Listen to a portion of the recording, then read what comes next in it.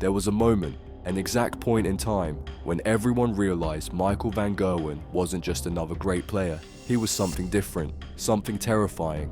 I don't know how he does it. He is phenomenal. I say he's the best. He is some player. You know, the stamina that he has is phenomenal. And Michael wants to win all and everything. You know, you could see this is going to be a fantastic dart player. His form is phenomenal. Even when I practice with him every single week, sometimes he hits a 180 with his own dart. He says, "Ray, give me your darts." And it happens a couple of times when he straight on he hit my 3 darts in the treble 20 as well. So 6 darts in the treble 20. I don't know how he does it. I mean, everybody knows what Michael's like. You know what I mean? It's like a boxing match. You've got to get on top of Mike. Trust me. You know, in my interview, there's only one way to play Michael. Is go out there and beat him. Because as soon as he sniffs one little thing, you know, if you hit a 60, he goes 180. If you hit a 95, he goes 170. That's how Michael is. It wasn't when he won his first major. It wasn't even when he dethroned Phil Taylor in the Premier League final. No, the moment came in the 2013 World Championship semi-final. James Wade had just been on the receiving end of something incomprehensible. Van Gerwen had rattled off 17 perfect darts in a row, a millimeter away from back-to-back 9 darters. Wade, an elite player himself, stood there like a man watching a magician pull reality apart at the seams. The crowd had barely finished gasping from the first before they were on their feet again for the second. And then, double 12 missed, but it didn't matter. Because by then, Wade knew. Everyone knew. The Van Gerwen era had begun. At his peak, Michael van Gerwen wasn't competing against opponents, he was competing against history. He wasn't just winning, he was rewriting what was possible. The numbers were absurd. 7 straight years as world number 1, over 150 professional titles, 3 world championships, and perhaps the most terrifying stat of them all, his 2016 season where he won every single major PDC event except the World Championship. Let's put that into perspective. Phil Taylor's reign was built on consistency across 2 decades, but even in his best years, he never swept an entire season like Van Gerwen did in 2016. That wasn't dominance, it was total control.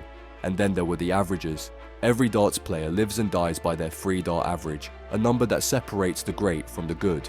A 100 average is elite, a 110 average almost unheard of. And yet, in the 2016 Premier League, Van Gerwen set an all-time TV record with a 123.4 average. 123 on live television against actual world-class opposition. That's not just great, that's breaking the game itself. But numbers alone don't tell the full story.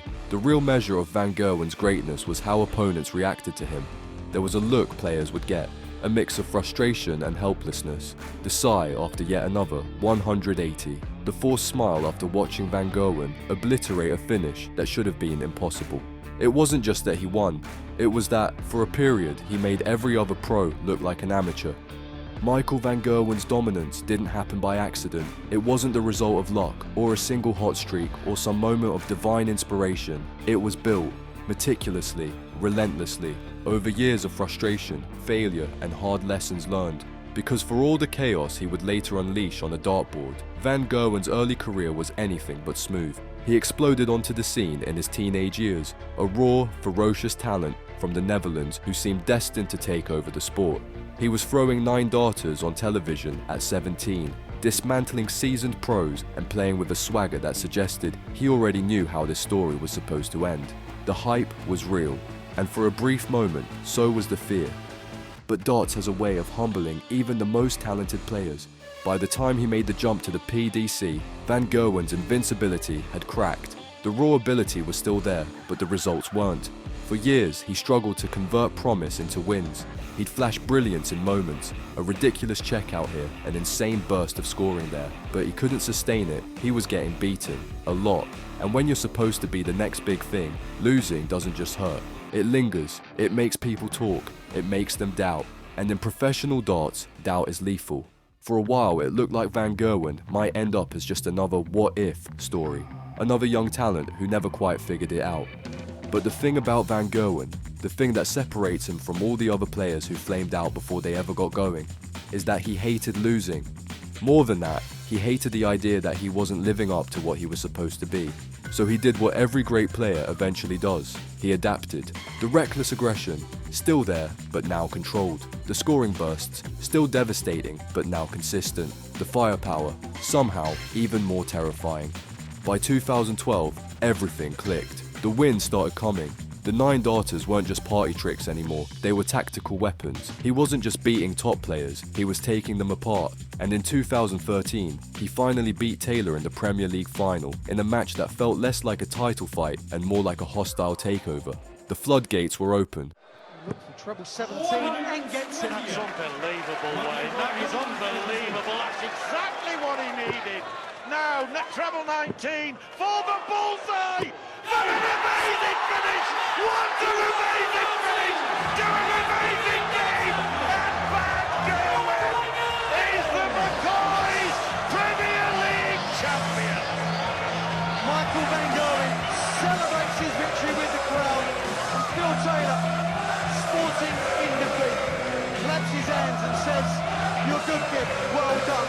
Van Gerwen didn't take over darts because he was the most talented. He took over because for years, he got knocked down, got back up, and kept sharpening the blade. By the time he reached his peak, he wasn't just good, he was a monster. And for the next 5 years, the darts world belonged to him. For 5 years, Michael van Gerwen wasn't just the best darts player in the world, he was a statistical anomaly, a force of nature disguised as a man in a neon green shirt. Opponents didn't just lose to him, they got left behind. The moment they started thinking they might be in the game, he would shift gears, launching a flurry of 180s and clinical checkouts that turned their optimism into existential dread. It was like playing a slot machine that only paid out for one person. And the most terrifying part? He made it look easy. There was no hesitation, no second guessing, no wasted movement. When Van Gerwen was locked in, the process was brutally simple. Walk up, fire missiles, turn around before the last dart even hits the board. The rhythm was hypnotic, the consistency unfair. Take the 2016 Premier League final against Taylor. By this point, the balance of power had shifted. Taylor was still a legend, still one of the best in the world, but this was Van Gerwen's game now. It was a passing of the torch moment disguised as a public execution. Van Gerwen averaged 113 across the match. Taylor, to his credit, played well.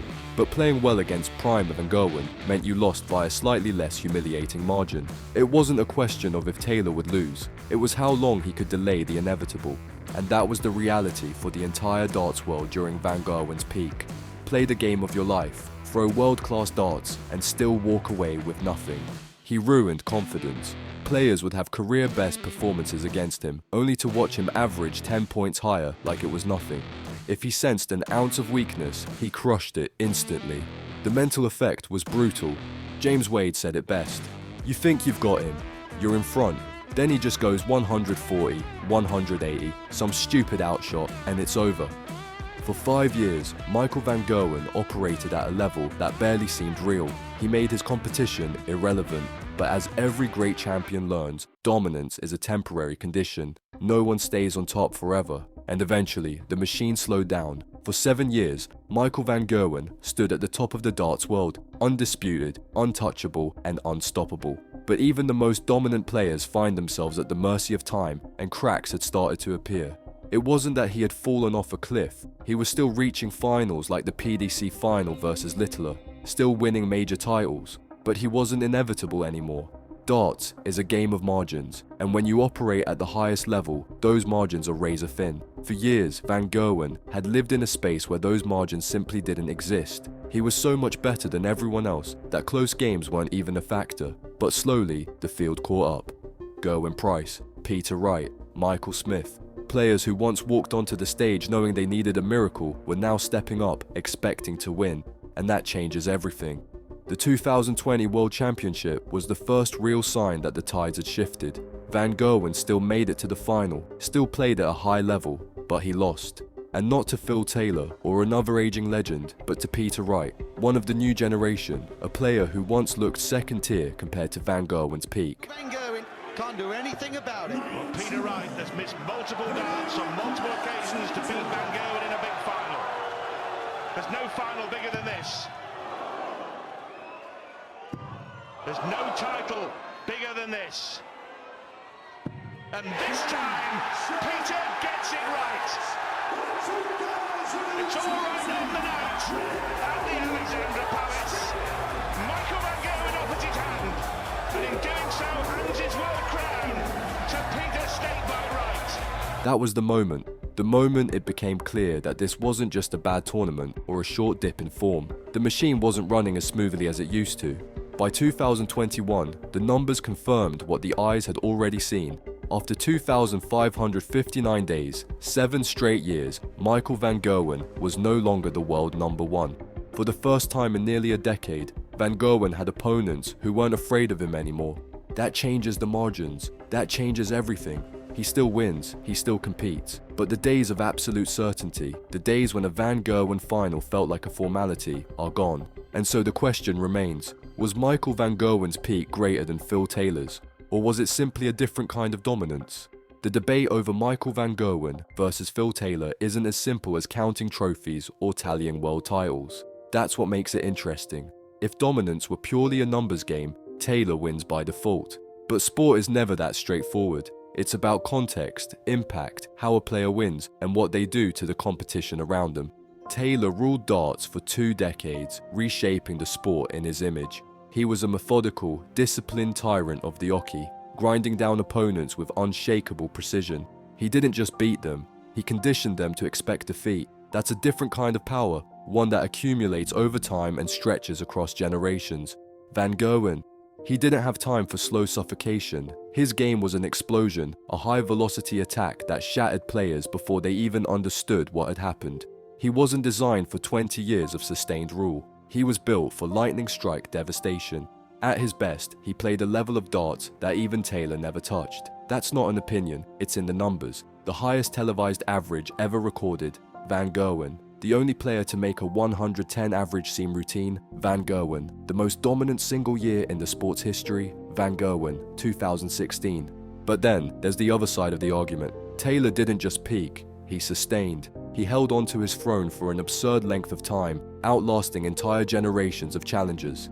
Van Gerwen had 5 years at the summit, Taylor had 20. That's not just longevity, it's a monopoly on greatness. And then there's the mental side. Players crumbled against both of them, but in different ways. Taylor's game was psychological erosion, the slow crushing realization that no matter how well you played, it wouldn't be enough. Van Gerwen, he took hope away much faster. He hit 180, 180, 140 checkout, and suddenly a match that felt competitive was over before the scoreboard had caught up. So who was better? It depends on what you value more. If you're looking at pure, raw peak ability, there's an argument that Van Gerwen was the most dominant force darts has ever seen. But if you're talking about the greatest player, the one who defined the game and held it in a vice grip for decades, then it's still Taylor. The real question isn't whether Van Gerwen was as good as Taylor, it's whether anyone will ever dominate like Taylor again. And if you want to see what happens when a darts empire doesn't last, when mismanagement and bad decisions send a legendary organization into the abyss, check out our deep dive into the failure of the BDO.